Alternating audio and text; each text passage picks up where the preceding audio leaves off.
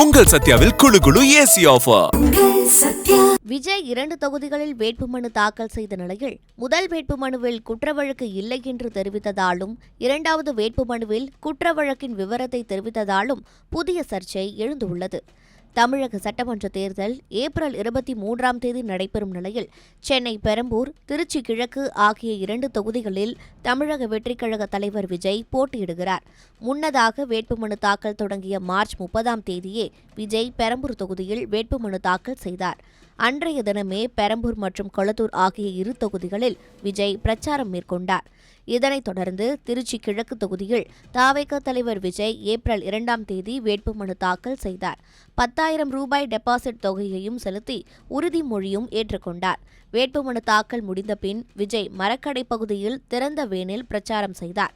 இந்நிலையில் தமிழக வெற்றிக் கழக தலைவர் விஜய் தாக்கல் செய்த வேட்புமனுக்களால் புதிய சர்ச்சை கிளம்பியுள்ளது. விஜய் பெரம்பூர் தொகுதியில் தாக்கல் செய்த வேட்புமனுவில் குற்ற வழக்குகளின் விவரம் எதுவும் தெரிவிக்கப்படவில்லை என்று கூறப்படுகிறது. ஆனால் திருச்சி கிழக்கு தொகுதிக்கான வேட்புமனுவில் 2 வழக்குகள் இருப்பதாக குறிப்பிடப்பட்டதால் சர்ச்சை எழுந்துள்ளது.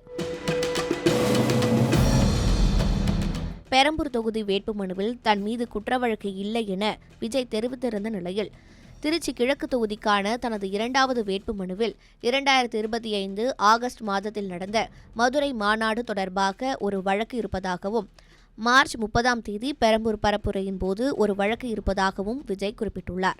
பெரம்பூரில் வேட்புமனு தாக்கல் செய்த பிறகே பரப்புரை செய்தார்.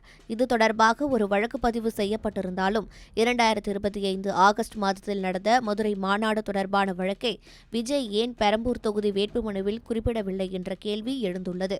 ஒரே நபர் ஒரே இடத்தில் வழக்கு இல்லை என்றும் இன்னொரு இடத்தில் வழக்கு உண்டு என்றும் தெரிவித்தால் குறிப்பிடப்பட்ட வேட்புமனு நிராகரிக்கப்படும் அபாயம் உள்ளது. ஒரு வேட்பாளர் ஒரு தொகுதிக்கு 4 செட் வேட்பு மனுக்களை தாக்கல் செய்யலாம். விஜய் இதுவரை பெரம்பூரில் 2 செட் மனுக்கள் மட்டுமே தாக்கல் செய்துள்ளார்.